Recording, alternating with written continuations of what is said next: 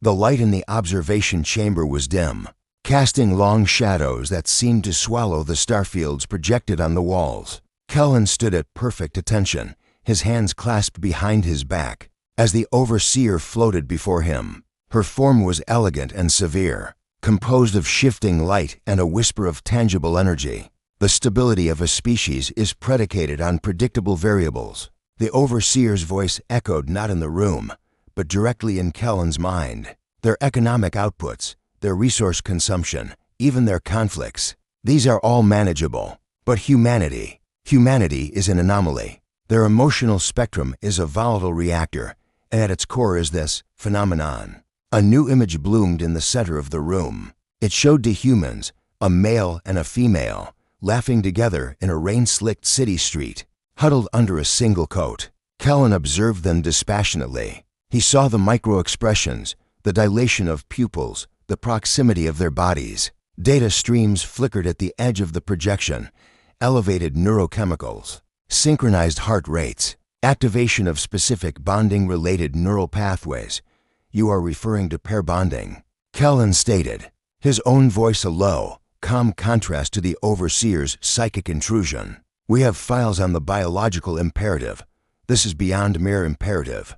The overseer countered, the image zooming in on the way the male human gently brushed a strand of wet hair from the female's face. This romantic love, as they call it, creates irrationality. It drives them to illogical sacrifices, fuels unimaginable art, and incites catastrophic wars. It is the most powerful and unpredictable variable in their entire psychological profile. We cannot model it, and what we cannot model, we cannot control. The image shifted to a strategic map of the solar system, with Earth highlighted. Your new assignment, Agent Kellen, is Operation Starlight Directive. You will select a human subjects. You will engineer their meeting. You will use every tool at your disposal to foster this love between them. We need to observe it, from inception to maturity. We need to understand its triggers, its breaking points, its levers. Kellen felt a familiar coldness settle in his core. He was an observer, a tactician. His work involved shifting political alliances and subtle economic adjustments. This felt intrusive in a way he couldn't quite define. You wish for me to construct a relationship. We wish for you to run a controlled experiment, the overseer corrected. The subjects are Leo Valentine, a male who finds patterns in chaos, and Anya Sharma, a female who seeks chaos in patterns. Their profiles suggest a high probability of a potent bond. Your task is to make that probability a certainty. You will write their love story, Kellen. Every chapter of it, a dossier materialized in front of Kellen. He saw the faces of Leo and Anya. Leo's eyes held a restless creativity. Anya's gaze was sharp, analytical, yet held a hidden warmth. They were not just data points anymore. They were targets, and the objective, once the bond is formed, Kellen asked, though he dreaded the answer, to see if it can be broken on command. The overseer said, her light form flickering with something akin to anticipation, or if its strength can be harnessed. Imagine Kellen, a species guided not by fear of punishment, but by the threat of a broken heart. It would be the most efficient control mechanism ever devised. The order hung in the air, a toxic cloud in the sterile room. The Cosmic Betrayal was not a single act of war, but this quiet, systematic violation of the soul. Kellen gave a curt nod. I understand. The directive is clear. Then begin. As the overseer vanished, Kellen was left alone with the projections of Leo and Anya. He spent hours studying them, learning the rhythm of their lives. He watched Leo struggle with a painting, his frustration, and then his triumph. He watched Anya pore over telescope data, her face lighting up with a discovery. He was supposed to see them as specimens, but he kept seeing people.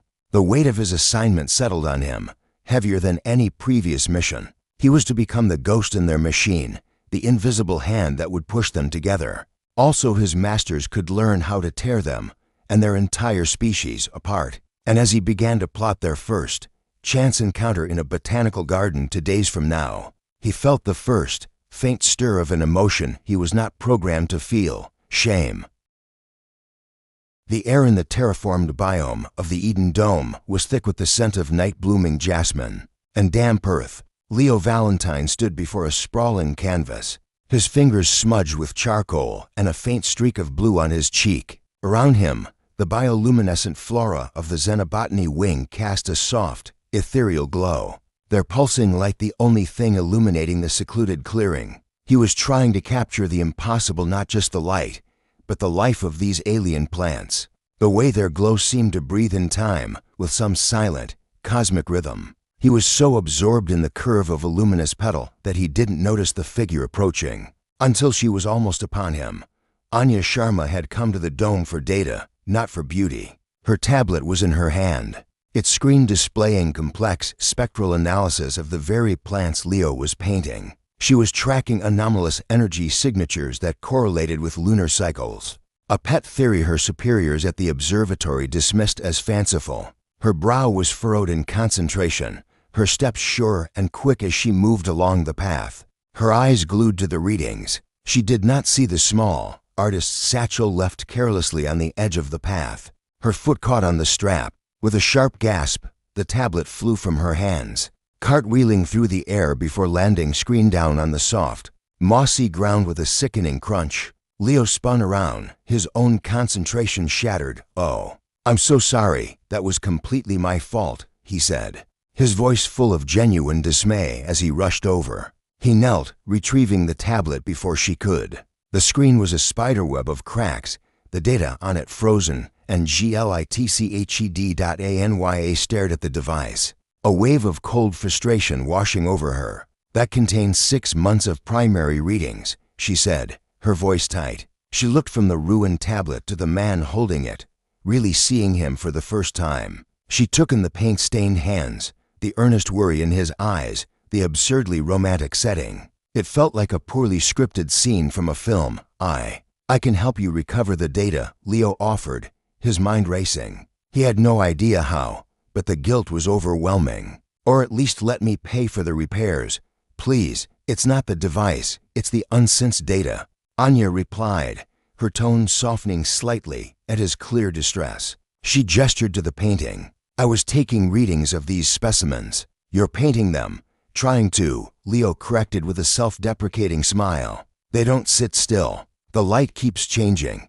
He followed her gaze to the pulsating flowers. "You're a scientist, astrophysicist." Anya Sharma, she found herself introducing herself, the professional habit overriding her annoyance. "I study energetic emissions. These plants are a terrestrial analog, Leo Valentine. I just try to make people feel what I feel when I look at things." He handed her the broken tablet. "I am truly, deeply sorry about this," as their fingers brushed during the exchange. A small, silver device no larger than a beetle, hidden in the foliage above them, registered a synchronized spike in their heart rates and a subtle, shared release of oxytocin. It was a perfect, natural reaction to a moment of shared, flustered connection. High above, in a cloaked observation platform that hovered just below the dome's curved ceiling, Cullen watched the encounter unfold on his own screen. He had calculated the trajectory of her stumble, the placement of the satchel, even the specific lighting conditions to maximize the dramatic effect. He saw Leo's chivalrous panic, Enya's initial frustration giving way to curiosity. It was going exactly to script.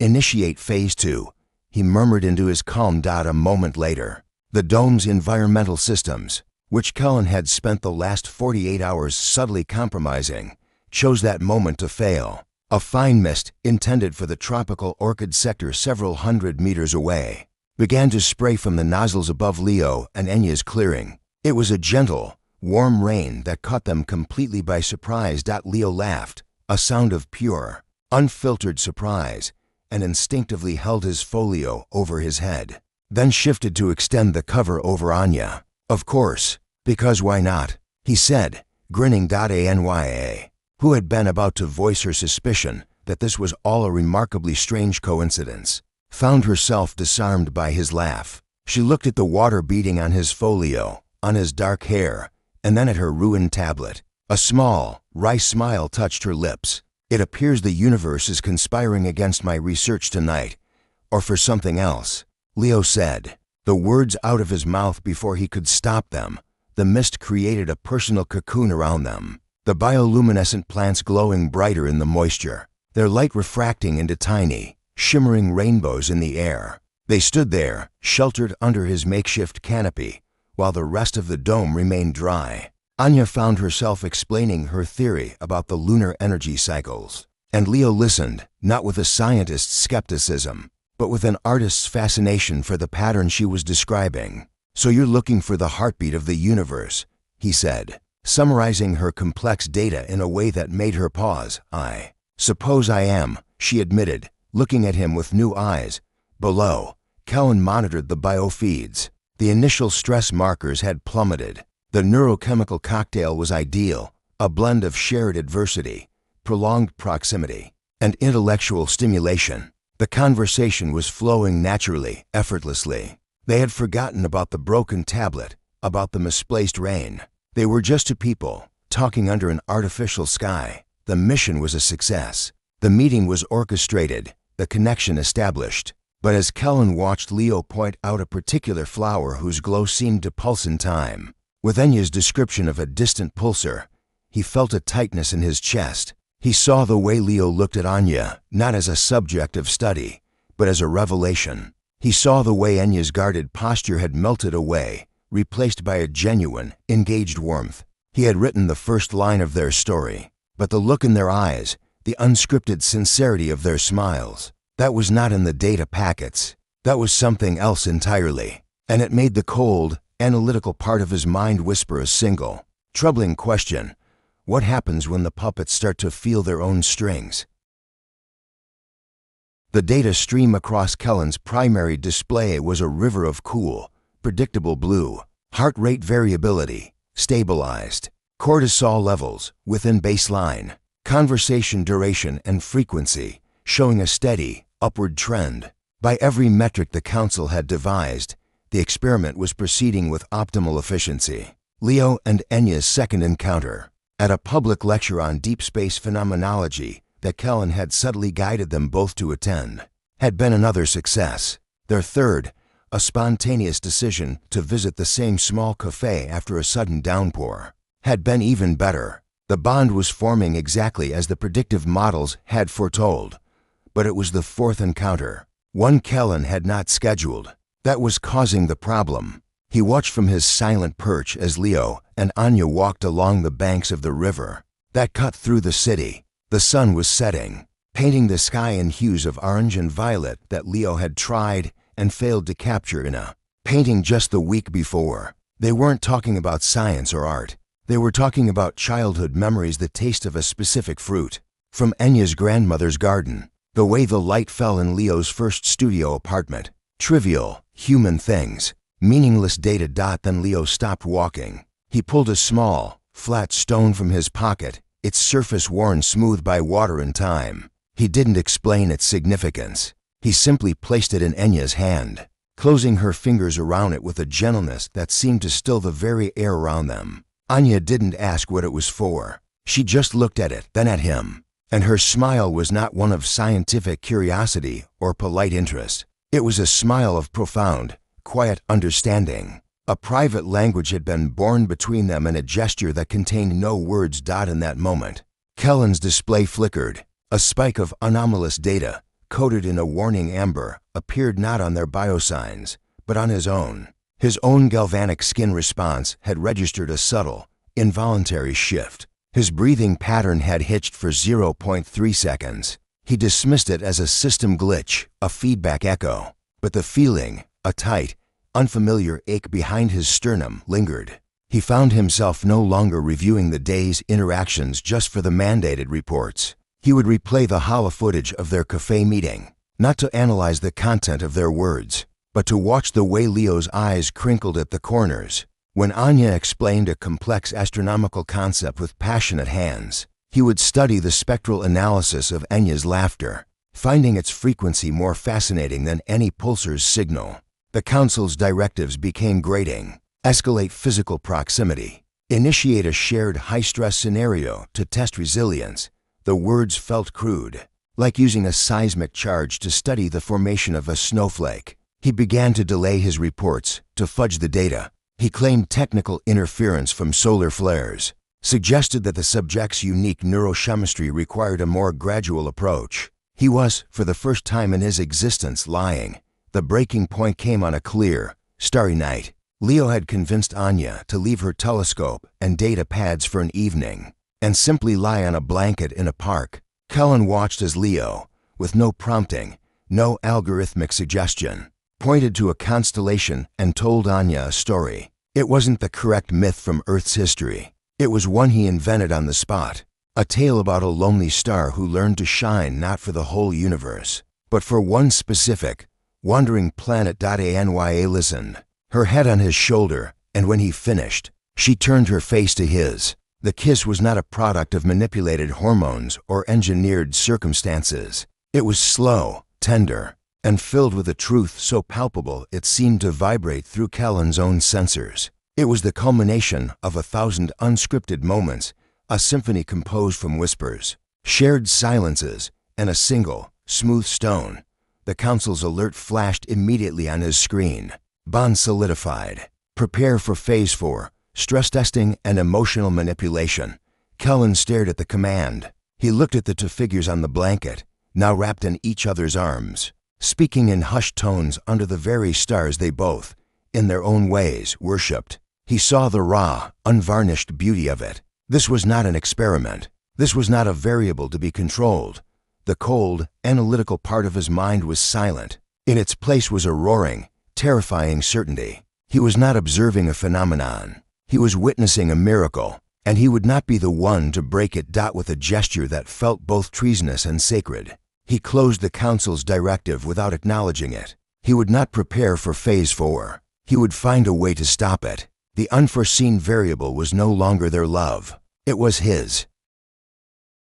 The council summons was not a request. It was a psychic pulse that reverberated through the very structure of Kellen's ship, a sharp, insistent chime that bypassed audio receptors and rang directly in his consciousness. He let the final chime fade into silence before he acknowledged it, his form materializing within the stark, white expanse of the virtual council chamber. Overseer Lyra was waiting, her luminous form shimmering with a cold intensity that made the sterile space feel even more barren. Agent Kellen, your latest data stream has been inconsistent.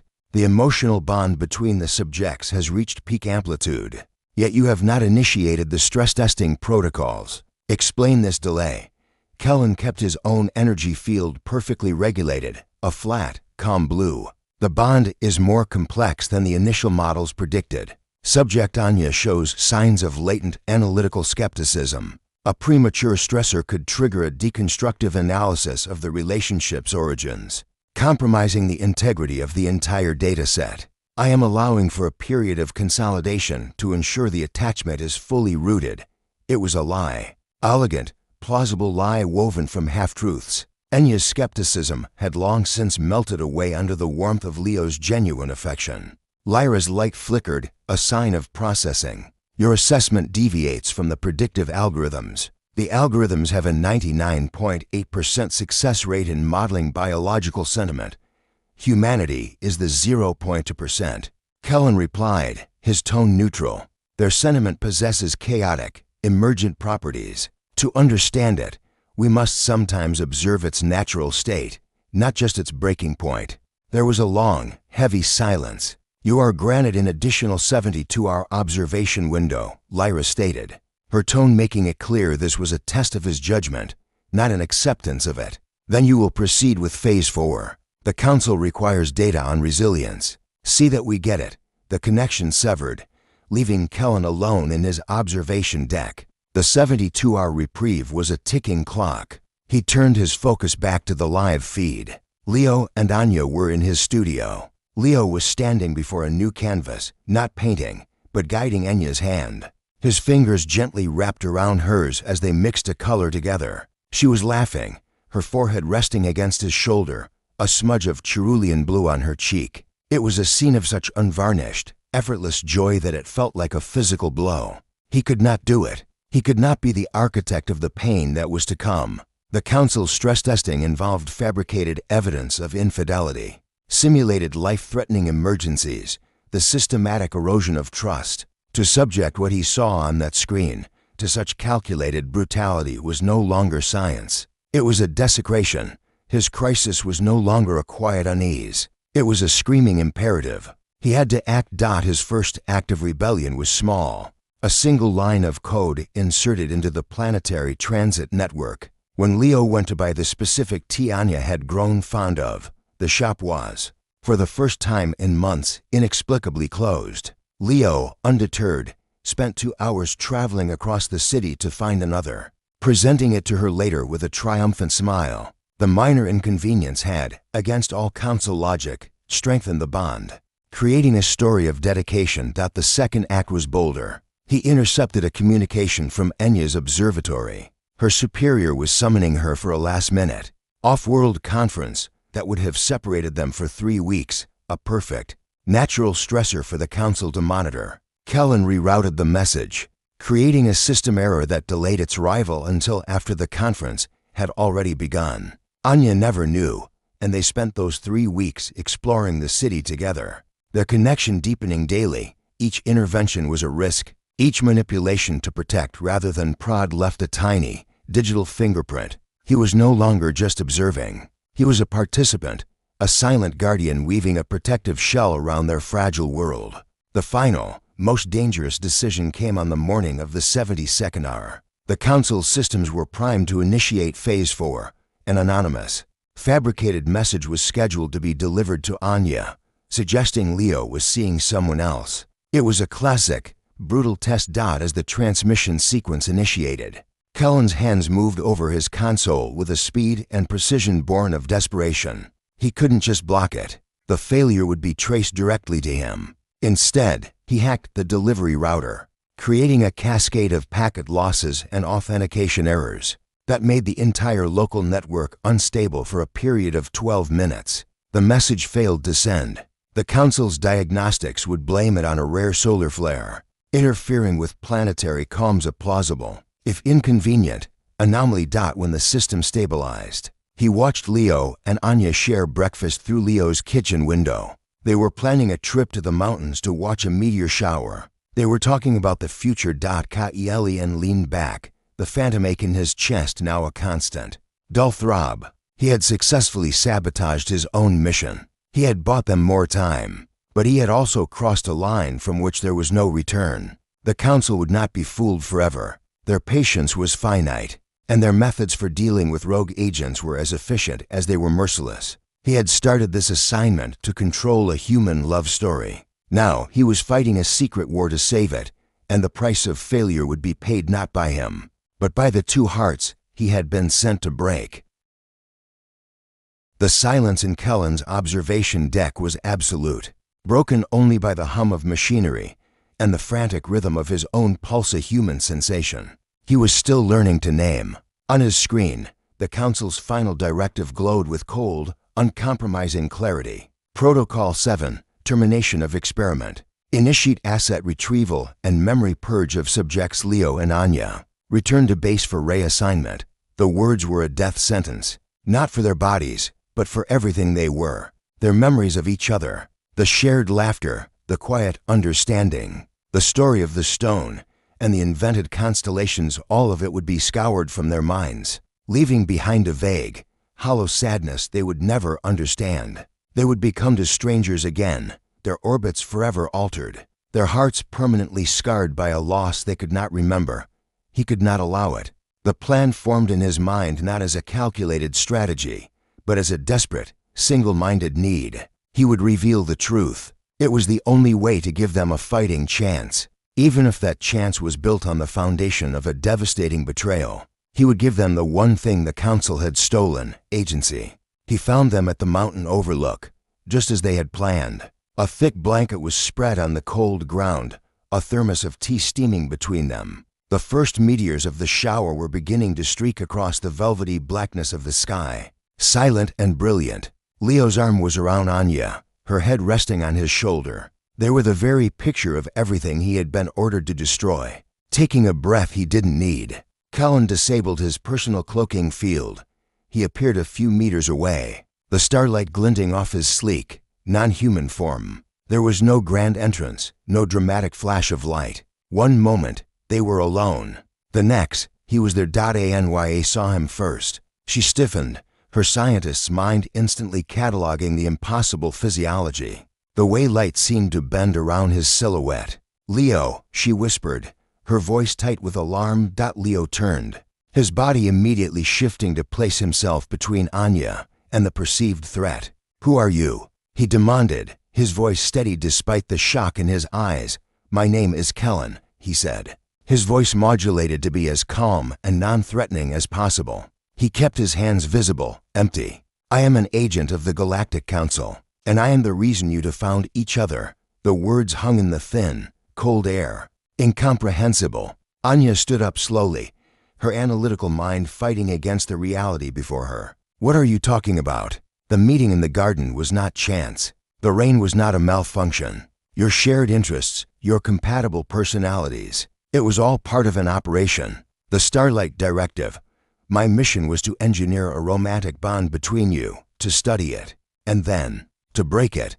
He looked from Leo's disbelieving face to Anya's horrified one. "They are coming now to erase your memories of each other, to undo everything." Leo's face, usually so open and expressive, hardened into a mask of betrayal. He looked at Anya, then back at Kellen. "You're lying. This is some kind of sick joke, is it?" Kellen asked softly. "Think, Leo. The stone you gave her. The day you found that specific tea she liked after the shop was closed. The conference Anya never got called for. These were my interventions. First, to bring you together. Later, to protect you." Anya's hand flew to her mouth. The specific, uncanny details were the key that unlocked the nightmare. The pieces, the tiny miracles and convenient coincidences she had quietly marveled at, now clicked into a terrifying mosaic. "Our love," she breathed, the words barely a whisper. "It's not real, no." Kellen's response was sharper than he intended, fueled by a sudden, fierce urgency. "The circumstances were fabricated, but what grew between you? That is the most real thing I have ever witnessed. It is why I am here, why I am betraying my own people. They see your love as data to be controlled. I see it as something to be protected." High above, a distortion shimmered in the atmosphere. A council retrieval ship, sleek and silent, was descending. "Time was up. They are here," Kellen said, his form beginning to flicker as he redirected power to his ship's defensive systems. "I cannot stop them, but I can give you a choice. I can transmit the full record of our experiment, every moment of your relationship, to every open channel on your planet. It will create chaos. It will expose the council. It will also expose you, and your private lives will become public forever. But it is the only way. The evidence will protect you. They cannot erase what everyone knows." He looked at them, these two humans he had been sent to manipulate, now holding the fragile remains of their reality in their hands. "The alternative is to let them take it all away. You must choose." Now, Leo and Anya looked at each other. In that single, searing glance, a lifetime of unspoken words passed between them. There was pain, a deep, rending hurt at the foundation of their world. But there was also something else, something that had not been engineered, a fierce, defiant trust. They saw the truth in each other's eyes, beyond the lies, beyond the manipulation. Anya turned to Kellen, her tears glistening in the starlight, but her voice was steady. "Send it," Leo nodded, taking her hand, his grip tight. "Let the whole galaxy know." A profound relief, warm and human, washed through Kellen. He gave them a final, solemn nod. "Then live, be happy, in spite of us all." As the council ship filled the sky above, he activated the broadcast. Across the planet, on every screen, in every device, the story of Leo and Anya began to play not as a secret experiment, but as a declaration of war for the right to love. And on a quiet mountain, under a shower of meteors, two people held each other, their love no longer a secret directive, but a public rebellion, forged in betrayal and chosen in starlight.